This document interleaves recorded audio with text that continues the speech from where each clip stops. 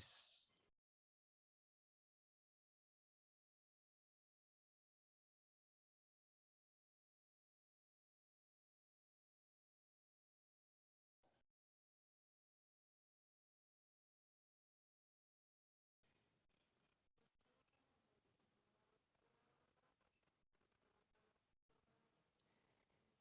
Good evening.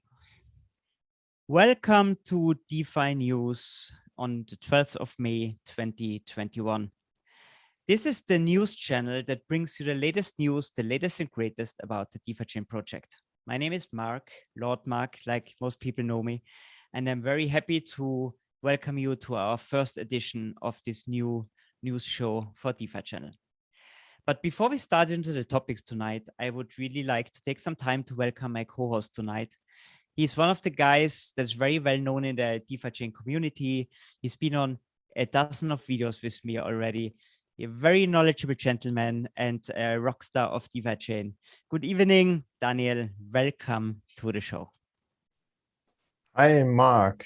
Yeah, nice to meet you again on this channel with the breaking news. And some of you have maybe seen in the title, there's a new nickname for me, which is DC. It comes not from me, it comes from the community. I don't know who has made this. Somebody baptized you, yeah? Somebody came up with that idea in one of the last shows, I guess, right? Maybe. And it's really nice. I like it. So it's like CC from Binance, and now we have DC from DeFiChain. Absolutely. I love it. Great name. We're going to stick to that. I think that sounds really cool.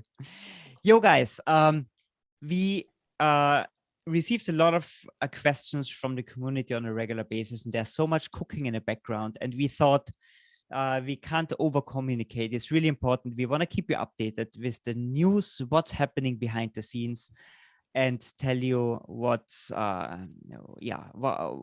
just happening right now, right? There's so much, it's really hard to keep track. And I thought we want to create a program that makes it as easy as possible for you to stay up to date. And then we thought, okay, how do we do this? So, we do a lot of videos on an irregular basis. We said, let's do a standard program, like a regular basis program.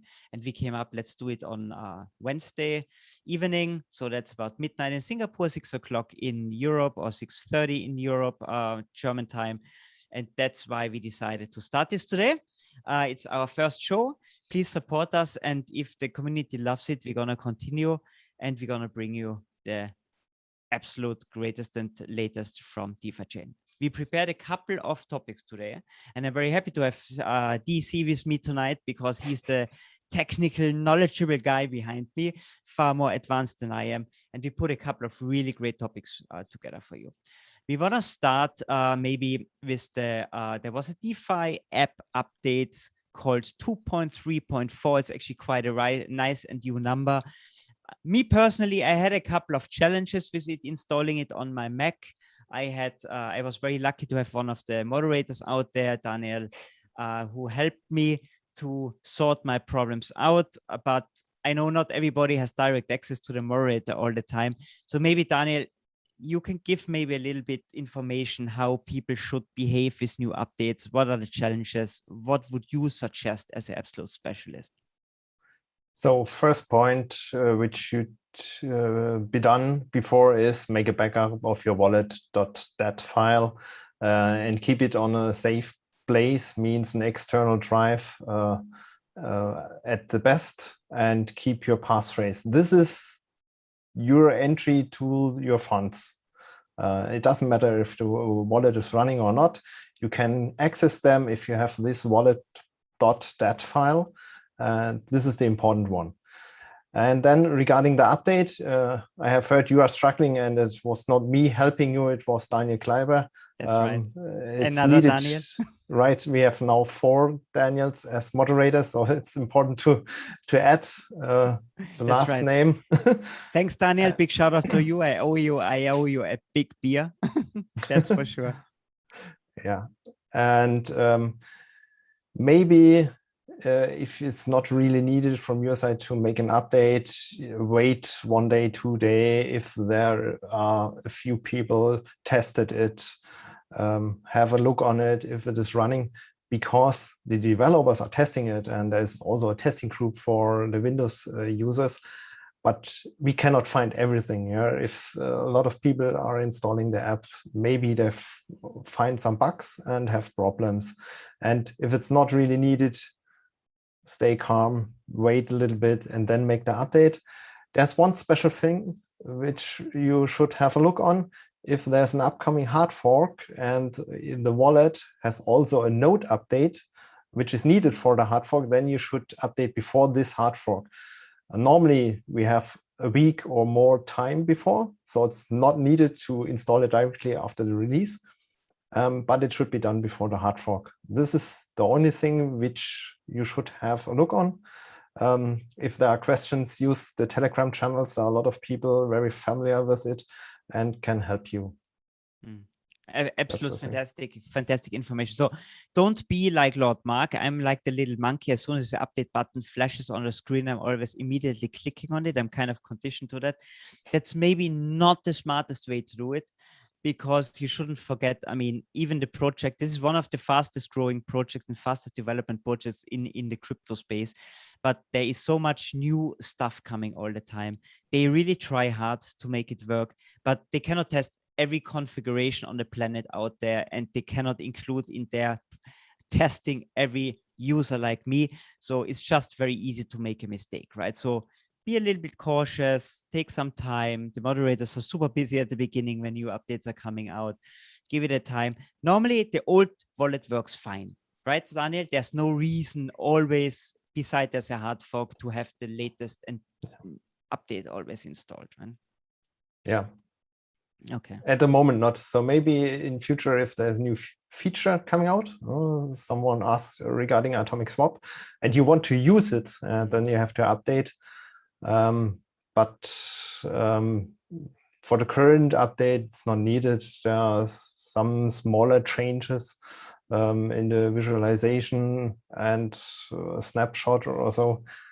It's not so important to have the latest version, and even I do not update every time directly. It depends a little bit on the time I have. Now I am updated, and it worked in my case on a Windows system. We have seen some people struggling with Mac. We will have a look how it's going on. Treat the application like a lady, right? So with respect. And if you've got a feeling it's hanging or whatever, sometimes alert Daniel Kleiber explained that the thing is doing something in the background, even if you don't see it. So don't force quit the stuff and start hammering down on the keyboard and whatever. You might break the database and you start syncing again. One really cool feature that was integrated recently, what I personally really find cool, there's a snapshot downloadable now. So in the good old times, you had to do the synchronization of the blockchain from block 1. And this took forever, right? Hours, half a day. Now you can download a snapshot. The snapshot is normally a couple of days back. It's 40 gig. It's 40 gig, right? As a zip file. So it's quite massive. Be careful with your disk space. But once you download it, everything goes much faster. So a big thank to the developers out there. I think that's a really big help. And they have 2 download locations on AWS at the moment, one in Europe, one in Asia. So I'm especially very thankful for that. It's much faster now. Okay, cool.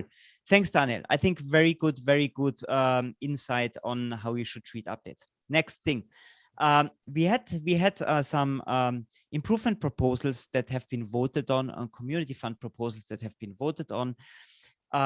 We all know that there was an on-chain governance process voted on, and this should be implemented. This on-chain government process, Daniel, if I understood this right, is going to be implemented in the hard fork. The next hard fork has so many new features inside, and Daniel is going to tell you a little bit what is in these features, what features are in this hard fork. That's why everything takes a little bit longer. I spoke to Yusin this morning, and he promised it's going to be beginning of June that is going to happen. But if we hear from Daniel what's inside, you might understand a little bit better. We want to make sure it's 100% right before we're going to shoot that hard fork out. We don't want to mess up the chain, right? Or Yeah, the developers, not me. So I think a lot of people are looking forward to one event which was planned for the mid of May. This is the coin burn of the foundation coins, which we have voted on as a community. And this will be included in the hard fork coming at the beginning of June. Also with a lot of features, I think we will shift some details to the next presentation next week, the next news stream. One thing I want to mention here is also this block reward distribution, which will be in the next fork. Means that at the beginning it's like now, and then every 2 weeks nearly the block reward will reduce by 1.6%. So the inflation is running down of DeFi, which I'm personally looking forward to, because this could have in the long term impact on the price. A positive impact. A positive impact. Positive impact. So sure, for me it's clear, but you should mention it. It's totally right. So this is the hard fork, which you have mentioned. And then we had another topic, which should be also done with the hard fork. This was this on-chain voting.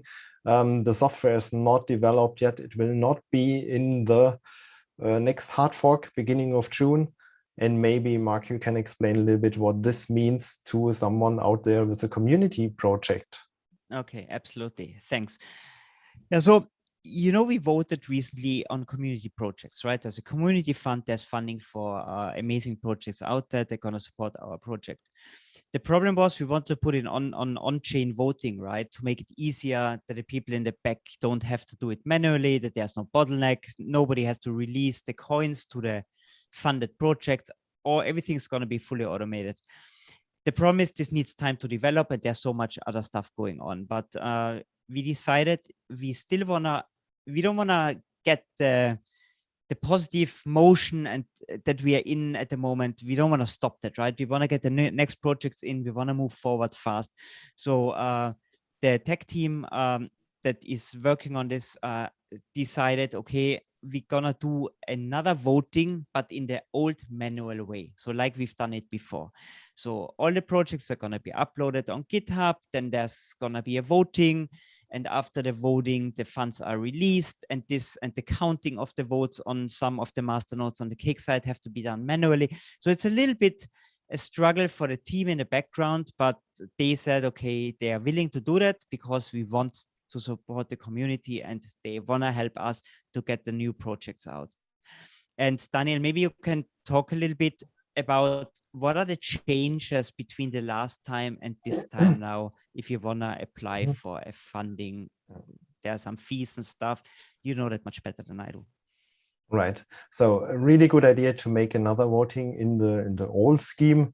It is 6 weeks after the last one, so we can take this momentum we have with the community project. We can put another community project in with or fund them with the DFI. The procedure is nearly the same. Means you have to make a GitHub issue with your proposal, describe what you're doing, what you're planning to do, the amount of DFI you want for a CFP. The difference is you have to pay the fee like voted in the last proposal with the on-chain governments. Means for a CFP, you have to pay 10 DFI, and for a DFIP 50 DFI. This DFI will be burned, so you have to send them to the burn address, the official one, and put the transaction ID into the GitHub issue you have created.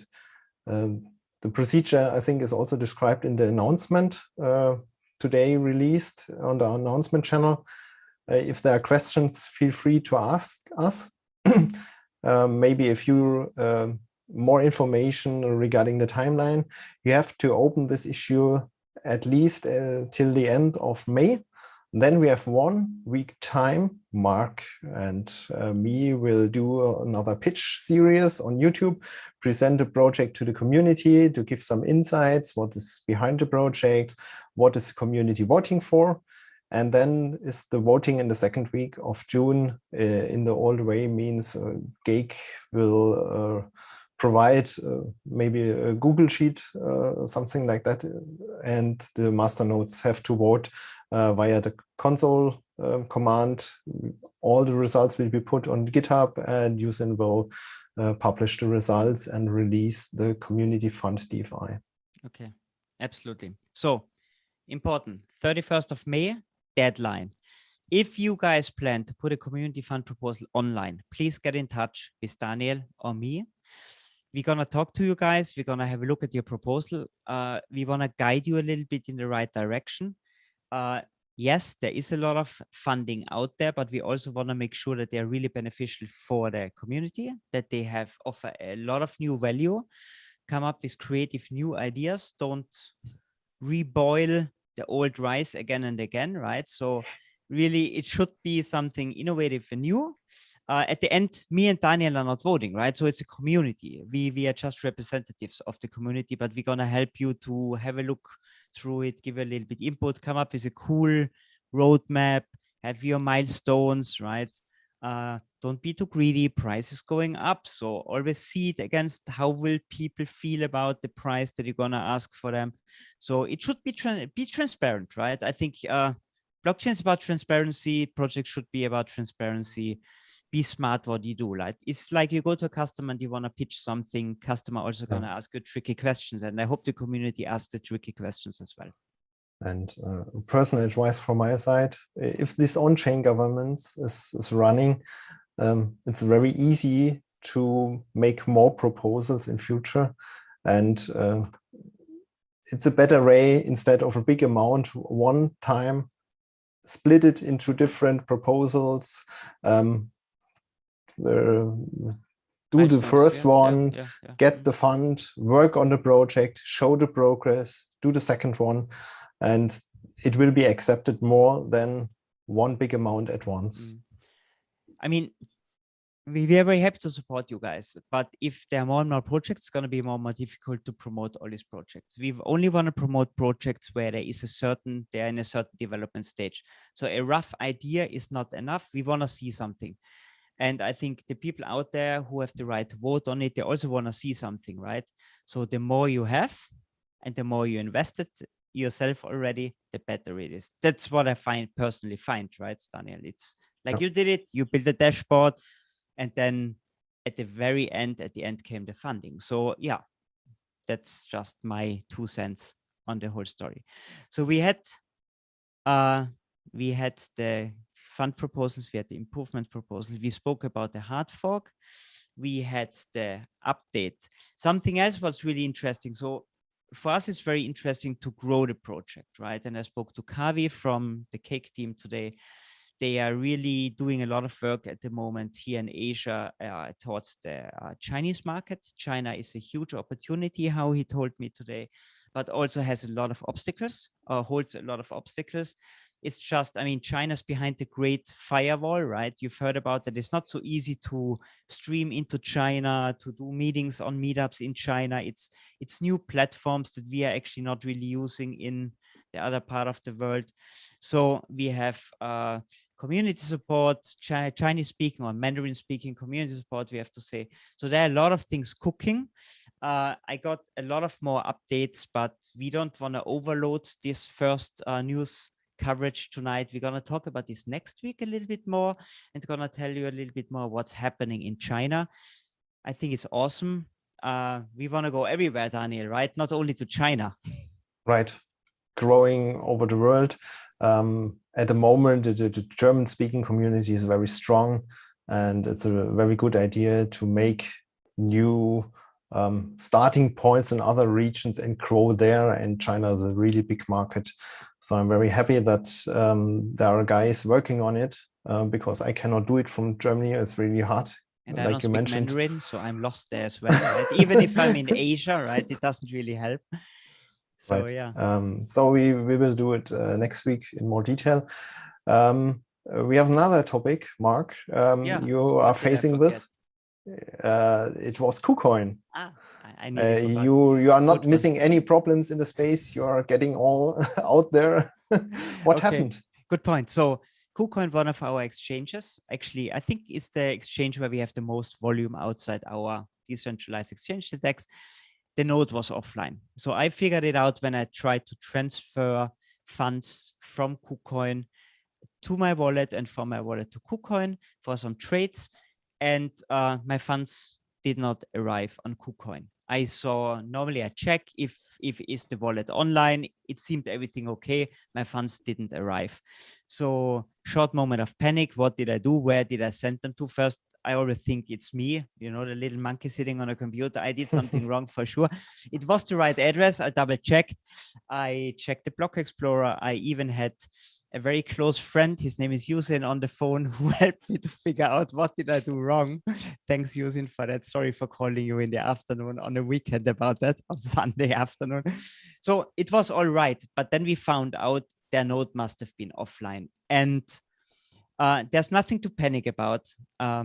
If you see that your funds don't show up, open a ticket. Don't expect that they're going to come back to you in the next second and tell you, yeah, we found your fund, we are working on it. It took me 5 days to get my funds back, but the coins showed up in my wallet. Everything is fine. Like your app can crash, most likely their node crashed, and until it was up and running, and they have not only one node running. I mean, how many projects are trading on their platform? For sure, complete chaos and mayhem there, but it's all good. But I want to tell you, it can happen. Nothing is lost. Daniel, you had a very good input about the price. Tell us a little bit what happened at that time, because people got really super confused about the price at that time. Yeah, at that moment, the nodes are down. The exchange were still trading DFI, but it was like an island with no connection to the rest of the world. And a lot of people don't want to sell their DFI on KuCoin, and the price goes up to nearly $6, what I have seen. Mm-hmm. And this was much more than on the other exchanges or like the DEX. And after opening the nodes or the addresses again for transferring DFI, a lot of people recognize that the price is now going down and ask, why does the price dip? DFI is crashing. Oh my God. Right. 20% minus catastrophe. Buy the dip. No, it was just because of this island situation that the price was not arbitraged against other exchanges or the DEX. And now everything is back to normal. One advice from my side, if you want to have a look on the price, use the DEX. The pool is really big, especially the Bitcoin pool. Use this price as the correct price if something like this exists. And then you can be sure if there's a problem with the exchange or a big buy or sell order, and move the price out of the mean value. This is the advice. I mean, it was really cool. We had a new all-time high. I think we were over $6. Awesome for a certain time. So, guys, another thing that I learned: if you use Blockfolio on your mobile phone to show your portfolio value, maybe use a global average.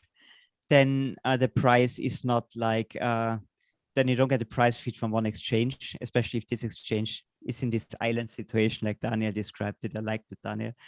Then you got more realistic price feed and relax, right? The price was not crashing. It was just arbitrage came in, the price levels out with the other exchanges. Yeah, that's normal. Can happen, especially that we are not on so many exchanges yet, but happens in other projects as well. So these price spikes are very normal, right? The thing is, the trading volume is not that great on exchanges, or not so high on exchanges. Great's the wrong word. People are just really holding on to their DFIs. There's not so much sold also, right? What is good, what drives the price slowly but surely up. And that there's not so much trading volume. Larger orders influence the price dramatically up and down. Yeah, but it's on a spike and then it goes back to normal more or less. But yeah, look on the DEX, Daniel. That's awesome. That's awesome idea actually. DEX is, I think, the most volume happens on the DEX. Yeah. Are there any other questions from you at the moment? Please write in the live chat. We could have a look on. I saw one question before the live stream started, which is I hope a difficult one that really makes you really think hard. Think hard. No, it's not easy to answer because it's a very complex question. Okay. The question was what is the advantage of a DEX, a liquidity pool, in comparison to a central exchange, and can a DEX really be competitive against the SEX with lower fees? So there are two different things. The comparison is really hard because a DEX is a decentralized exchange. There's no order book. It works without any central instance. Have a look on the order book, ensure that the DeFi are transferred from trading person 1 to 2. It works in a different way. This is the one thing. Regarding the fee, the DEX has at the moment a fee of 0.2%. That's the fee of the DEX. I don't know the fees of KuCoin or Bittrex. Should be in a similar range. So this is not really a big difference from my point of view. And if you think about the rewards, if this is expensive regarding to a SEX, the block rewards are created. So nobody is paying it. These are new DFI coming from the block, and it will go down in future. So this is the inflation which is running down, and the DEX should be run in future only with the fees. That's the vision. If you are now struggling with thinking if this could be done or if this could work, have a look on the Doge pool. The Doge pool has a very, very low block reward, 0.1 DFI.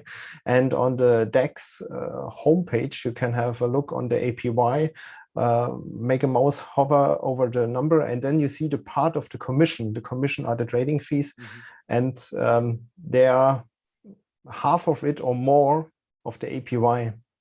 And I like this Doge pool from this point of view because it shows how it could be in future with a reduced block reward, only with the fees. It's really interesting. Coming back, Daniel, to the KuCoin situation. On a DEX, this normally doesn't happen, right? And you don't have to have KYC. You can trade anytime. Okay, you cannot do your stop loss orders, whatever the fancy trading. It's can be far less manipulated because there's such a big liquidity pool. I mean, there are market makers on exchanges who take care that there's enough liquidity for DFI and whatever, or the exchanges have enough. But the DEX is huge, right? So it's far more stable in some way. Yeah. And I did a little bit math behind that because people say, yeah, but you get a better price on the exchange, right? Okay, now you transfer at the moment from the DEX out to Cake because there's still a bottleneck, right? You convert your token, your wrap token on the chain back. You could transfer it to the exchange, maybe, let's say a Bitcoin or whatever. If you do it on the DEX, all these steps in between are not needed, and you have to pay for all these steps. Normally you pay fees. So even if the price is maybe a little bit higher, a little bit lower, at the end it balances. I think it balances it quite out.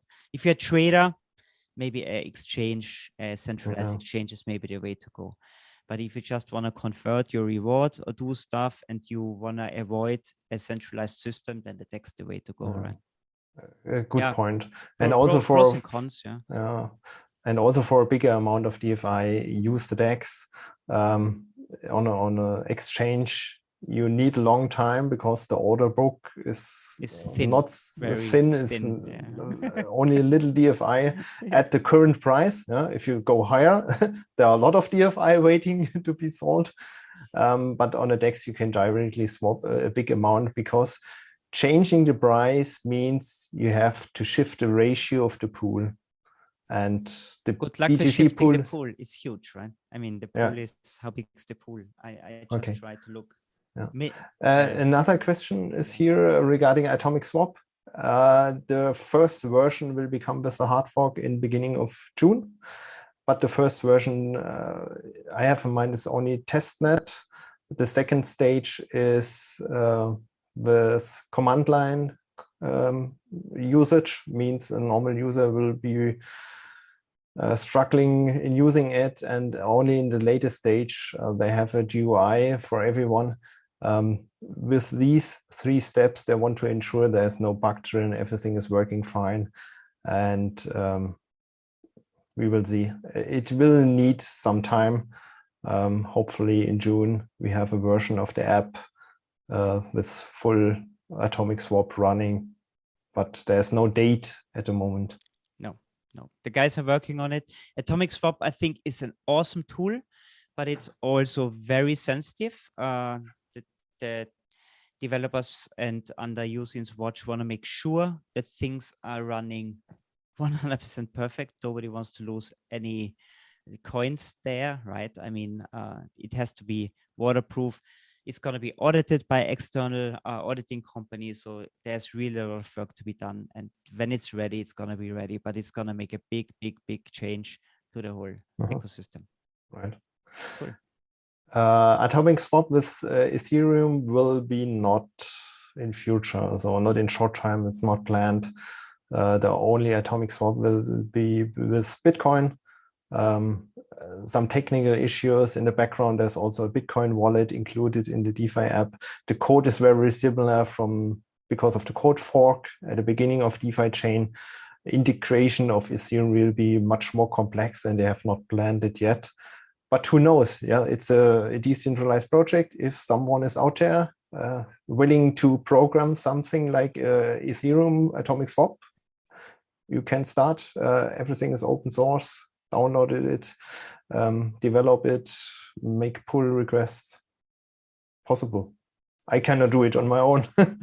Go for it. Go for it. Daniel, I think that's a very interesting topic. We're going to talk maybe next week how development and stuff works, that people understand it better. I think we are more or less done with our time. Yeah. Is there another question, or are we good? The Binance question, but I will not answer Binance it. question. Okay, Binance is gonna start. No, joking aside, the team, what I've heard, is working on it. We can repeat it again and again. Of course, we want to be on Binance with all advantages and disadvantages. We are a new project. We are a separate chain. It's not the Ethereum token, ERC20 token. It's easy to be implemented like that. It's going to cost these exchanges time and money. It's going to take time, right? They get requests most likely every day from 30 new projects. It's going to happen. Yeah, just hang in there. We've got 2 good partners, Bittrex and KuCoin. They work quite well, even with smaller problems like we've heard. But we've got the DEX. It's gonna happen sooner or later. We came so far in a year. Happy birthday, actually. Happy birthday, DeFiChain. Yesterday, right. I think was birthday, right? Yes, yesterday. So okay, unbelievable what happened, guys. We're gonna do this every Wednesday. Send us your questions. We have a ton of more things. We just really had to focus on the absolute most important ones for this week. Next Wednesday, I'm gonna see you again, Daniel. I hope you're gonna be with me. Yeah, sure. And if you have questions from the community, contact me, write it in the comments of the YouTube, contact Mark. Let us know what you want to know. We do our best to get the information. Absolutely. We also don't know everything, but we do the best to spread the information which is available. And click the like button. Here I am, my green screen. Click the like button down there somewhere. It helps us. It helps you guys to promote the project. Thanks for joining us tonight on our first edition of the DeFiChain News Show. I hope you enjoyed it, and see you next week. Bye-bye. Bye.